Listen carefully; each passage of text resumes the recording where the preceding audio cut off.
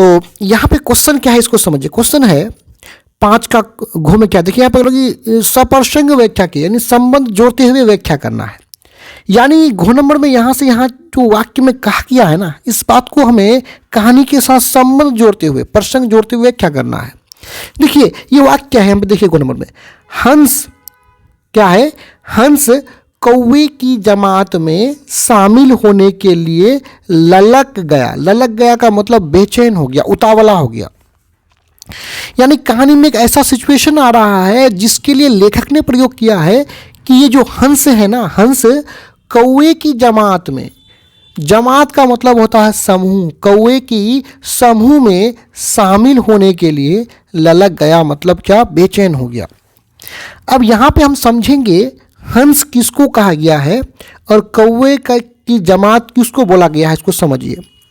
देखिए इस कहानी में जो है सीन साहब नाम का एक व्यक्ति है जो काफ़ी अमीर होता है और इसी के फैक्ट्री में गिरिधर काम करता है। गिरिधर कौन, गिरिधर, और गिरिधर के बेटा का नाम है मदन। इतना क्यों बता रहे हैं इसको समझिएगा अभी आगे।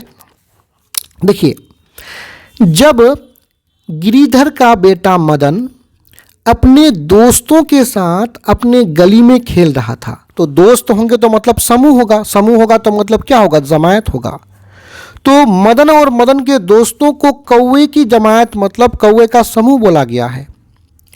और इससे मदन और मदन के दोस्तों को खेलते हुए देखकर जो खोका जो है, सेन साहब का बेटा है खोका मदन और उनके दोस्तों को खेलते हुए देख लेता है, तो खोका को यहाँ पे हंस के रूप में प्रयोग बोला गया है। खोका को क्या बोला गया, हंस।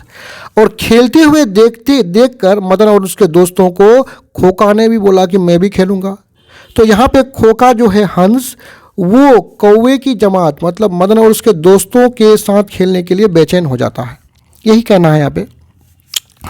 तो देखिए उत्तर में देखिए, प्रस्तुत पंक्ति के अंतर्गत महल में रह रहे खोका को हंस, किसको, महल में रह रहे खोका को क्या कहा गया है, हंस।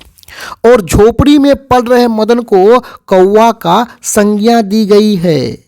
कौवे की जमात का मतलब क्या, ये अपने दोस्तों के समूह में जमात में खेल रहा था। आगे देखिए, एक दिन मदन एवं उसके साथियों को, जिसको कौवे का जमात बोला गया, को खेलते देखकर खोका का मन भी खेलने के लिए मचल गया, बेचैन हो गया। लेखक के अनुसार उस समय, यानी जब खोका को भी खेलने के लिए दिल उसका मचल गया, तो उसी समय को बोल रहा है कि उस समय ऐसा प्रतीत हो रहा था, ऐसा मालूम हो रहा था कि हंस मतलब खोका कौवे की जमात मतलब मदन और उसके दोस्त से प्रभावित होकर उसमें शामिल, यानी मदन और उसके दोस्तों के खेल में शामिल होने के लिए ललक गया था। तो यहाँ पे ये वीडियो समाप्त होता है। धन्यवाद।